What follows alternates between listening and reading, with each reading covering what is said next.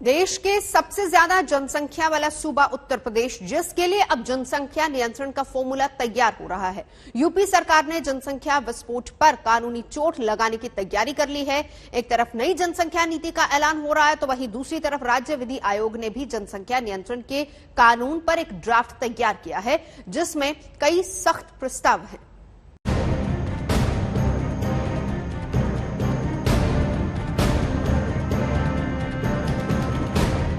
Love जिहाद कानून की अपार सफलता के बाद उत्तर प्रदेश सरकार का नया शाहकार जनसंख्या नियंत्रण कानून, यानी एक बच्चा हो तो राहत, 2 से ज्यादा बच्चे हो तो आफत। इस रामबाण फॉर्मूले को विधि आयोग ने सुझाया, जो योगी सरकार को खूब भाया।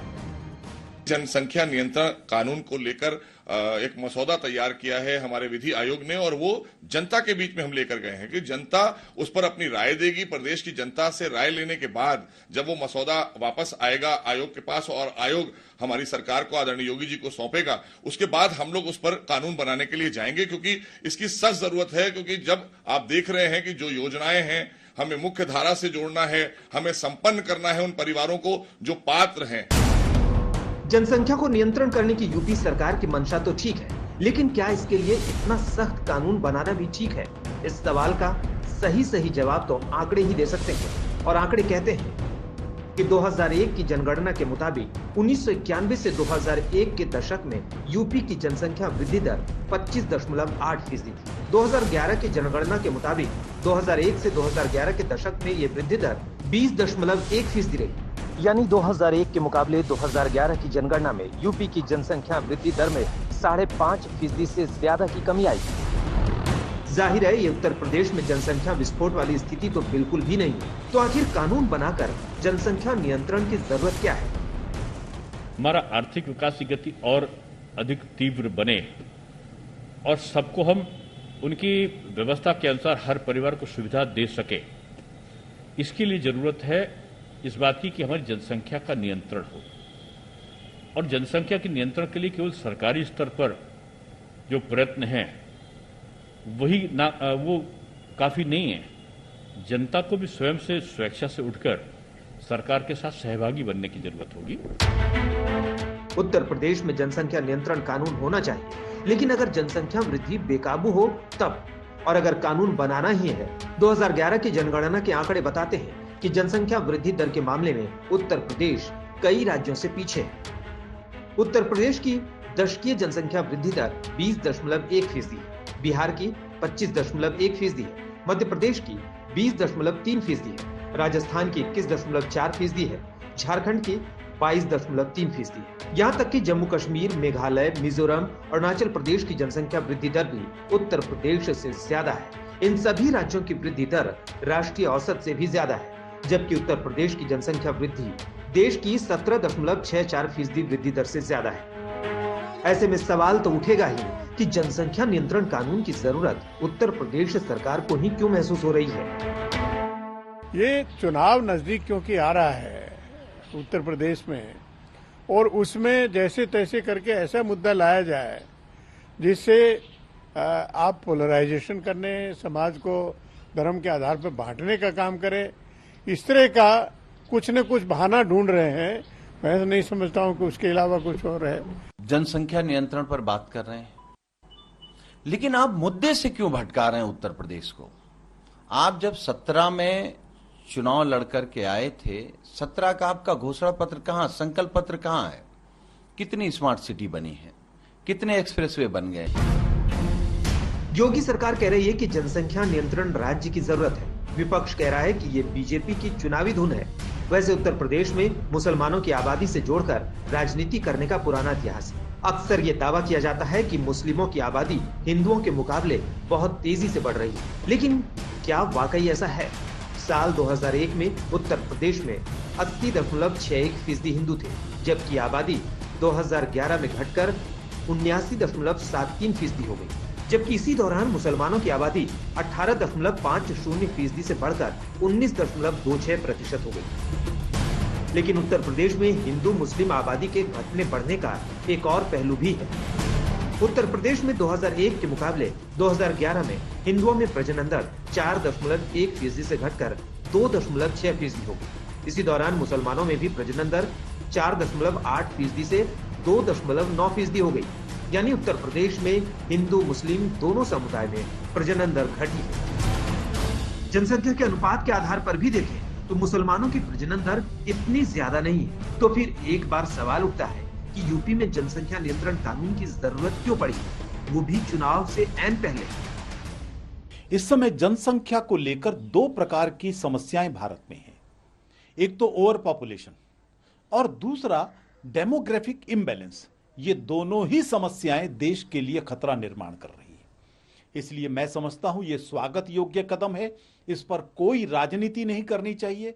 एक हिंदुस्तानी जिसको थोड़ा बहुत भी इल्म होगा वो इस बात का इल्म रखेगा कि जनसंख्या नियंत्रण का जो कानून है वो सिर्फ सूबा उत्तर प्रदेश का मसला नहीं है, बल्कि पूरे हिंदुस्तान का मसला है।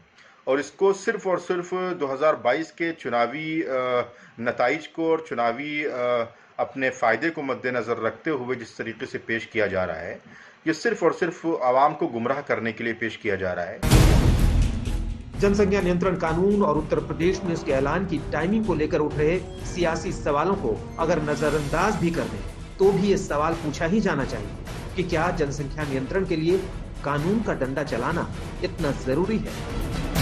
समर्थ श्रीवास्तव के साथ कुमार अभिषेक, लखनऊ, आज तक। और अब बात जम्मू कश्मीर की, जहां पर आतंकवादियों और छिपे हुए देशद्रोहियों के खिलाफ सरकार फुल एक्शन में है। ये वो लोग हैं जो सरकारी नौकरी भी करते हैं और उसकी आड़ में आतंकियों को मदद भी करते हैं। ऐसे 11 कर्मचारियों को बर्खास्त कर दिया गया है। टेरर फंडिंग के आरोप में जिन लोगों पर कार्रवाई हुई है उनमें आतंकी सलाउद्दीन के दोनों बेटे शामिल हैं।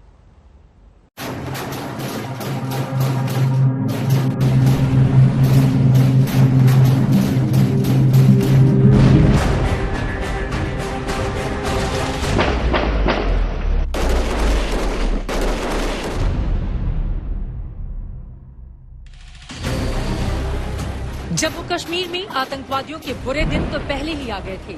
अब आतंक के अंडर कवर एजेंटों की धरपकड़ की जोरदार मुहिम लगातार जारी है।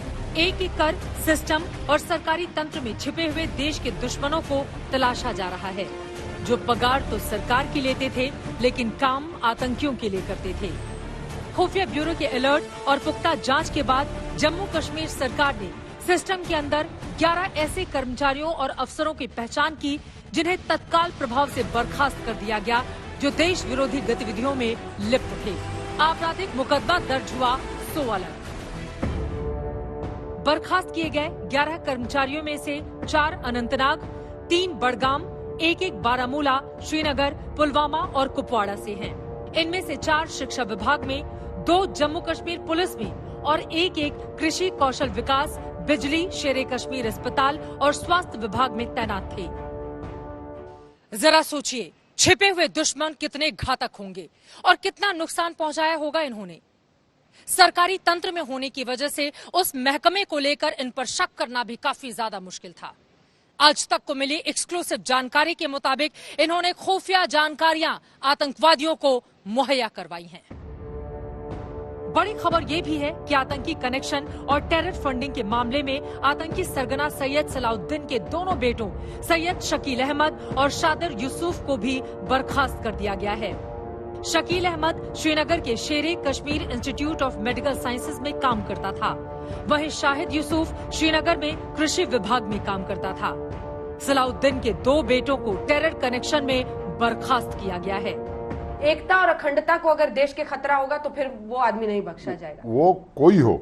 आपने ये कहा। हाँ, जम्मू कश्मीर में सुरक्षा की स्थिति बहुत नियंत्रण में, फोर्सेस का पूरी तरह से अपर हैंड है।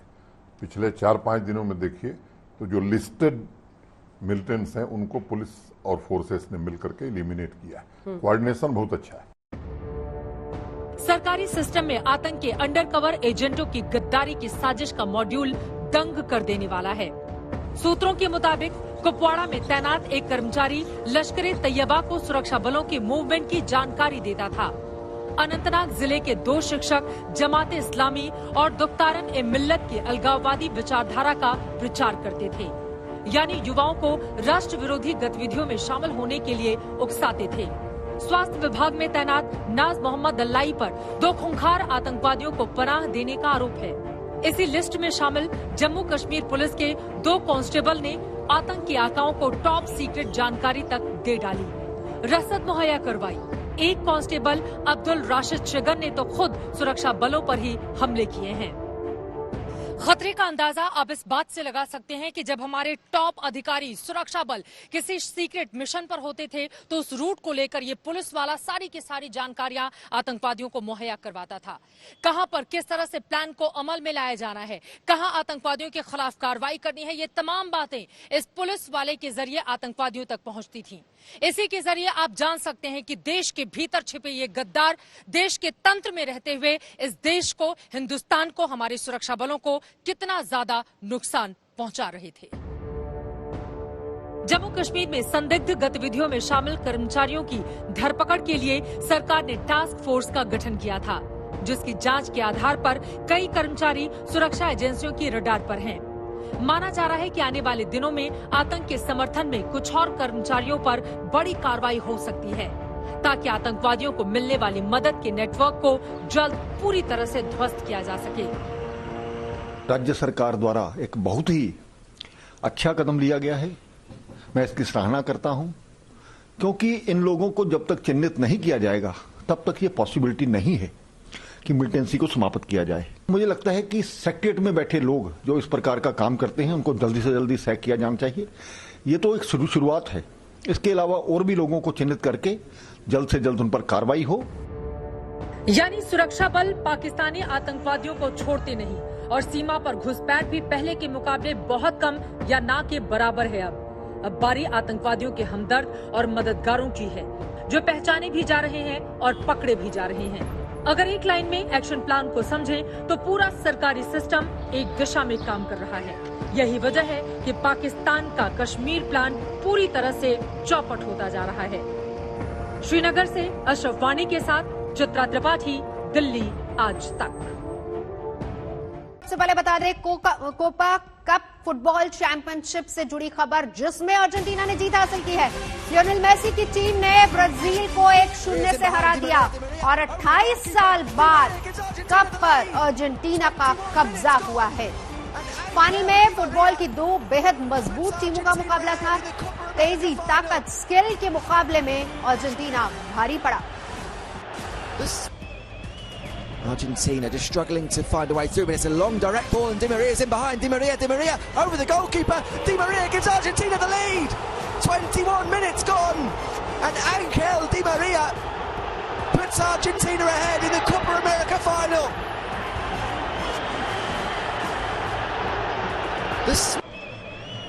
Argentina just struggling to find a way through, but it's a long direct ball and Di Maria's in behind. Di Maria Argentina के फैंस में जश्न का माहौल, खुशी मनाते अर्जेंटीना के फैंस। 28 साल बाद कप पर कब्जा अर्जेंटीना का।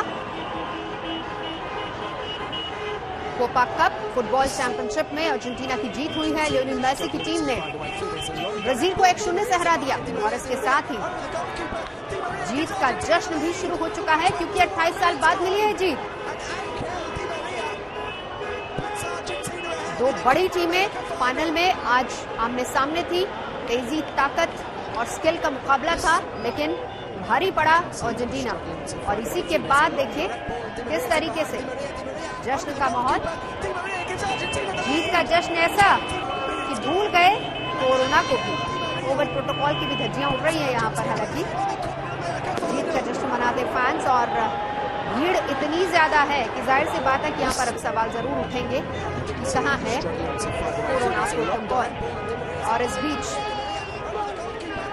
आज रात यूरोप के फुटबॉल चैंपियन का भी फैसला हो जाएगा, क्योंकि लंदन के ऐतिहासिक वेम्बले स्टेडियम में आमने सामने होंगे इंग्लैंड और इटली। और दोनों टीमों का अब तक का प्रदर्शन दमदार रहा है, लेकिन असल इम्तिहान अब फाइनल मुकाबले में होना है। तभी पता चलेगा कि ट्रॉफी किसके हाथ जाएगी। यूरो 2020 फाइनल के लिए वेम्बले का स्टेडियम तैयार हो चुका है। इटली और इंग्लैंड की टीमें भी बड़े जोर शोर से मैच की तैयारियों में जुटी हुई हैं।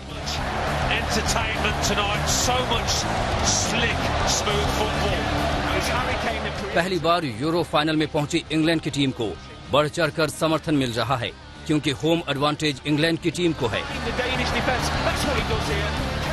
और मिले भी क्यों ना, 55 साल बाद किसी बड़े टूर्नामेंट के फाइनल तक पहुंचना भी एक बड़ी जीत है।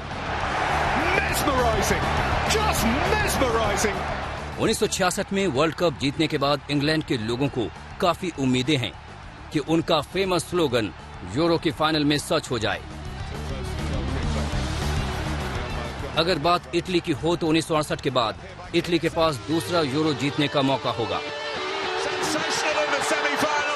2018 वर्ल्ड कप में इटली की टीम क्वालिफाई भी नहीं कर सकी थी और उसके बाद टीम ने ऐसा बदलाव दिखाया कि पिछले 33 मैच में इटली की टीम एक भी नहीं हारी है। ऐसा रिकॉर्ड किसी और टीम के नाम नहीं रहा है। इस फाइनल में दोनों ही टीमों को बराबरी का माना जा रहा है, लेकिन अगर पिछले मुकाबलों की बात हो तो इटली के हाथ मजबूत रहे हैं। रोबर्टो मांसिनी की कोचिंग में इटली न केवल अपने डिफेंस में बल्कि मिडफील्ड में भी सबसे ताकतवर टीम बन के सामने आई है। इटली के लिए जॉर्जिन्हो, मार्को वर्राती, निकोलो बारेला ये तीन मिलकर इटली का गेम उसके पाले में झुकाने की कोशिश करते हैं और मांसिनी को उम्मीद होगी कि फाइनल के दिन भी ये तीन खिलाड़ी अपने टॉप फॉर्म का प्रदर्शन दिखाए। वहीं गैरेथ साउथगेट की इंग्लैंड इस टूर्नामेंट में केवल एक ही गोल खाई है।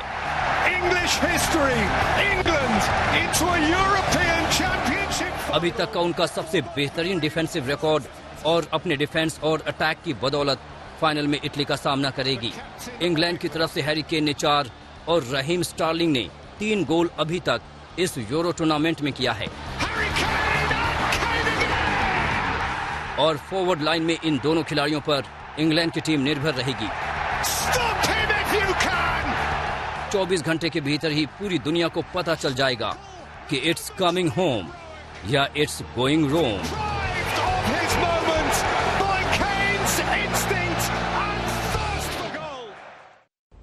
हिल स्टेशंस पर सैलानियों की बढ़ती भीड़ को लेकर केंद्र सरकार भी अलर्ट है। कोरोना की दूसरी लहर थोड़ी सुस्त क्या पड़ी, पहाड़ों और पर्यटक स्थलों पर लोगों का जमावड़ा लग गया और इसी को लेकर गृह मंत्रालय में अहम बैठक हुई, जिसमें 8 राज्यों के डीजीपी और चीफ सेक्रेटरी शामिल हुए। बैठक में सैलानियों की भीड़ को लेकर सावधान किया गया है और कोरोना प्रोटोकॉल का सख्ती से पालन करवाने के निर्देश दिए गए हैं।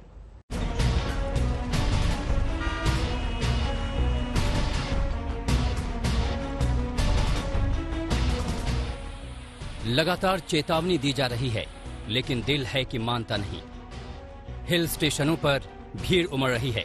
हिमाचल से लेकर उत्तराखंड तक और जम्मू कश्मीर से लेकर महाराष्ट्र तक, जहां भी ठंडक की आहट सुनाई दे रही है, वहां लोगों का हुजूम दिख रहा है। कोरोना काल में डराने वाली इन तस्वीरों पर केंद्र सरकार ने नजरें गड़ा दी है। केंद्रीय गृह सचिव ने हिल स्टेशनों के हालात पर चर्चा के लिए बैठक की। मीटिंग में 8 राज्यों के चीफ सेक्रेटरी और डीजीपी भी मौजूद रहे। बैठक में उन उपायों पर माथापच्ची की गई जो राज्य सरकारों ने हिल स्टेशनों पर कोरोना को रोकने के लिए उठाए हैं। बैठक में सैलानियों की भीड़ को लेकर सावधान किया गया। राज्य सरकारों को निर्देश दिए गए कि कोरोना प्रोटोकॉल का सख्ती से पालन करवाया जाए। स्वास्थ्य मंत्रालय हिल स्टेशनों पर उमड़ती भीड़ को लेकर पहले ही चेतावनी दे चुका है। हम आपके द्वारा फिर से विनती करना चाहते हैं, इस टाइप का कोई भी behaviour, is it not an open invitation for virus to infect us? क्या यह ओपन इन्विटेशन वायरस के लिए नहीं कि आप हमें इन्फेक्ट कीजिए? क्या जरूरी नहीं कि हम समझे कि स्प्रेड ऑफ इन्फेक्शन कम्युनिटी में हमारे इस activity, lack of followup of COVID appropriate behaviour से लिंक्ड है? हमें सबको फिर भी यह समझने की जरूरत है कि हम अभी भी सेकेंड वेव पूरी नहीं हुई है, हम अभी भी सेकेंड वेव से डील कर रहे हैं। अब देखिए कि आखिर सरकार क्यों चौकन्नी है। ये कसौली है। वीकेंड पर यहाँ इतनी गाड़ियाँ पहुँची कि सड़कें जाम हो गईं और सड़क पर सरकना भी मुश्किल हो गया। वीकेंड पे तो डबल हो रही है। Friday to Monday to Thursday थोड़ा कम रहता है, लेकिन फ्राइडे सैटरडे संडे बहुत ज़्यादा तादाद हो रही है। अब कुफरी और धर्मशाला की तस्वीरें देखिए। यहाँ भी सैलानियों की खचाखच भीड़ है और सबके पास एक से एक बहाने। हाँ, रिस्क बहुत ज्यादा है, तीसरी लहर के आने के चांसेस हो रहे हैं, तो रिस्क है, इसीलिए थोड़ी सी प्रिकॉशंस लेके अगर आप निकलेंगे तो आपकी आउटिंग भी होगी और आपको मतलब हेल्थ कॉन्शियस भी आप रहेंगे, बिल्कुल कोई प्रॉब्लम नहीं आएगी। हाँ, बिना मास्क तो घूम रहे हैं सर, उस गाइडलाइन का तो पालन नहीं है। भीड़ भी इतनी है कि किसी के पहने हुए हैं, किसी का नहीं है, सोशल डिस्टेंस भी नहीं है। ये तो गलत है सर, क्योंकि हर क्षेत्र से लोग आ रहे हैं, दिल्ली, मुंबई, महाराष्ट्र और हरियाणा, पंजाब से कई क्षेत्रों से लोग आ रहे हैं, तो मास्क जरूरी है। इसमें थोड़ा प्रशासन को भी थोड़ा सख्ताई रखनी पड़ेगी। हिमाचल प्रदेश की हालत ये है कि कालका से शिमला जाने वाली टॉय ट्रेन पूरी तरह फुल है। होटलों में कहीं भी जगह खाली नहीं है, लेकिन फिर भी लोग पहुंच रहे हैं और कोविड नियमों की धज्जियां उड़ रही हैं। उत्तराखंड का भी कुछ ऐसा ही हाल है। देहरादून से मसूरी जाने वाली सड़क पर गाड़ियों की कतार है, घंटों तक जाम में परेशान होना पड़ रहा है। ये हाल तब है जब सरकार ने RT-PCR रिपोर्ट और रजिस्ट्रेशन जरूरी कर रखा है। हम जो बाहर के यात्री आ रहे हैं उन सभी का जो है RT-PCR नेगेटिव रिपोर्ट चेक करते हैं, उसके बाद ही उनको जाने की परमिशन देते हैं। कोविड रिपोर्ट से जो हमारे पुलिस वाले हमारे साथी लोग हैं वो देख रहे हैं, वो बनासकंडा में उन्होंने वो चेक पोस्ट पर आ गया। बाकी हम यहाँ उनकी मास्क की, सैनिटाइजर की इसका पालन किया जा रहा है। यहाँ सैलानी मौज में हैं, वो भूल गए हैं कि कोरोना का कहर अभी खत्म नहीं हुआ है। उन्हें वो चेतावनी सुनाई नहीं दे रही है जो केंद्र सरकार की ओर से दी जा रही है। हम लोगों ने उत्तराखंड में देहरादून और नैनीताल दोनों जगह जहाँ ज़्यादा भीड़ होती है वहाँ ऑर्डर निकाले हैं कि 50% से ज़्यादा कैपेसिटी पर होटलों के कमरे बुक न किए जाएं, और साथ ही साथ जो लोग मास्क नहीं लगा रहे हैं उनके चालान काटे जा रहे हैं, और साथ में पुलिस के द्वारा मास्क भी वितरित किए जा रहे हैं। ठीक है कि कोरोना ने आपको घरों में कैद कर रखा था, लेकिन ये वक्त लापरवाह होने का नहीं है। आपको छूट जरूर मिली है, पाबंदियां जरूर हटी हैं, लेकिन आपको ये नहीं भूलना चाहिए कि पहली लहर के बाद ऐसी ही लापरवाही ने दूसरी लहर को न्योता दिया था। अशोक सिंघल के साथ आज तक ब्यूरो। और अब बात कश्मीर की, जहां पर आतंकवादियों और छिपे हुए देशद्रोहियों के खिलाफ सरकार फुल एक्शन में है। ये वो लोग हैं जो सरकारी नौकरी भी करते हैं और उसकी आड़ में आतंकियों को मदद भी करते हैं। ऐसे 11 कर्मचारियों को बर्खास्त कर दिया गया है। टेरर फंडिंग के आरोप में जिन लोगों पर कार्रवाई हुई है उनमें आतंकी सलाउद्दीन के दोनों बेटे शामिल हैं।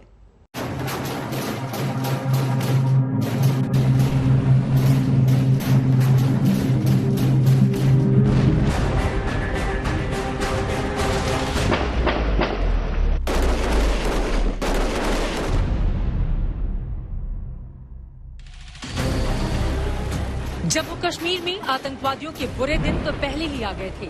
अब आतंक के अंडर कवर एजेंटों की धरपकड़ की जोरदार मुहिम लगातार जारी है। एक एक कर सिस्टम और सरकारी तंत्र में छिपे हुए देश के दुश्मनों को तलाशा जा रहा है, जो पगार तो सरकार की लेते थे लेकिन काम आतंकियों के लिए करते थे।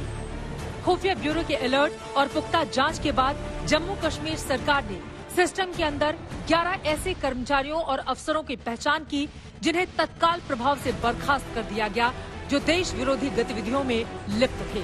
आपराधिक मुकदमा दर्ज हुआ 100 अलग। बर्खास्त किए गए 11 कर्मचारियों में से 4 अनंतनाग, 3 बड़गाम, 1 बारामूला, श्रीनगर, पुलवामा और कुपवाड़ा से हैं। इनमें से 4 शिक्षा विभाग में, 2 जम्मू कश्मीर पुलिस में और 1 कृषि कौशल विकास, बिजली, शेरे कश्मीर अस्पताल और स्वास्थ्य विभाग में तैनात थे। जरा सोचिए, छिपे हुए दुश्मन कितने घातक होंगे और कितना नुकसान पहुंचाया होगा इन्होंने। सरकारी तंत्र में होने की वजह से उस महकमे को लेकर इन पर शक करना भी काफी ज्यादा मुश्किल था। आज तक को मिली एक्सक्लूसिव जानकारी के मुताबिक इन्होंने खुफिया जानकारियां आतंकवादियों को मुहैया करवाई हैं।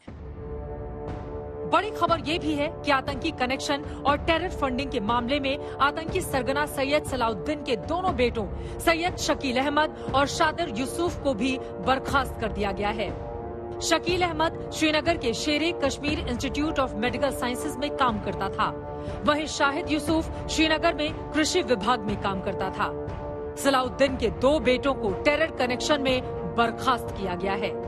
एकता और अखंडता को अगर देश के खतरा होगा तो फिर वो आदमी नहीं बख्शा जाएगा, वो कोई हो। आपने ये कहा। हाँ, जम्मू कश्मीर में सुरक्षा की स्थिति बहुत नियंत्रण में, फोर्सेस का पूरी तरह से अपर हैंड है। पिछले 4-5 दिनों में देखिए तो जो लिस्टेड मिलिटेंट्स हैं उनको पुलिस और फोर्सेस ने मिलकर के एलिमिनेट किया है। कोऑर्डिनेशन बहुत अच्छा है। सरकारी सिस्टम में आतंक के अंडरकवर एजेंटों की गद्दारी की साजिश का मॉड्यूल दंग कर देने वाला है। सूत्रों के मुताबिक कुपवाड़ा में तैनात एक कर्मचारी लश्कर तैयबा को सुरक्षा बलों के मूवमेंट की जानकारी देता था। अनंतनाग जिले के 2 शिक्षक जमाते इस्लामी और दुख्तारन ए मिल्लत की अलगाववादी विचारधारा का प्रचार करते थे, यानी युवाओं को राष्ट्र विरोधी गतिविधियों में शामिल होने के लिए उकसाते थे। स्वास्थ्य विभाग में तैनात नाज मोहम्मद अल्लाई पर 2 खूंखार आतंकवादियों को पनाह देने का आरोप है।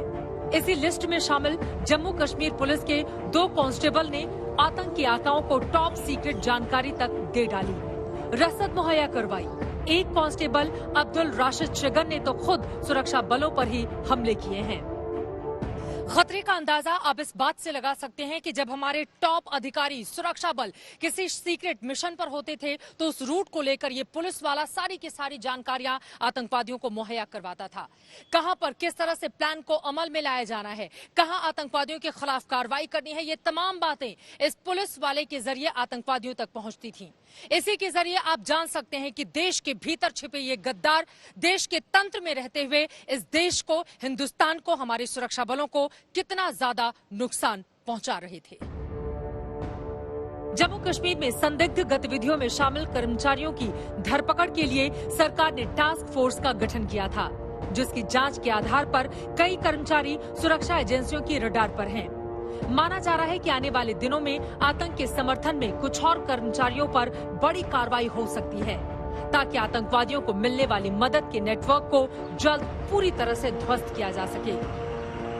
राज्य सरकार द्वारा एक बहुत ही अच्छा कदम लिया गया है, मैं इसकी सराहना करता हूं, क्योंकि इन लोगों को जब तक चिन्हित नहीं किया जाएगा तब तक ये पॉसिबिलिटी नहीं है कि मिलिटेंसी को समाप्त किया जाए। मुझे लगता है कि सेक्रेटरीट में बैठे लोग जो इस प्रकार का काम करते हैं उनको जल्दी से जल्दी सैक किया जाना चाहिए। ये तो एक शुरुआत है, इसके अलावा और भी लोगों को चिन्हित करके जल्द से जल्द उन पर कार्रवाई हो। यानी सुरक्षा बल पाकिस्तानी आतंकवादियों को छोड़ते नहीं और सीमा पर घुसपैठ भी पहले के मुकाबले बहुत कम या ना के बराबर है। अब बारी आतंकवादियों के हमदर्द और मददगारों की है, जो पहचाने भी जा रहे हैं और पकड़े भी जा रहे हैं। अगर एक लाइन में एक्शन प्लान को समझें तो पूरा सरकारी सिस्टम एक दिशा में काम कर रहा है। यही वजह है कि पाकिस्तान का कश्मीर प्लान पूरी तरह से चौपट होता जा रहा है। श्रीनगर से अशरफ वानी के साथ चित्रा त्रिपाठी, दिल्ली आज तक।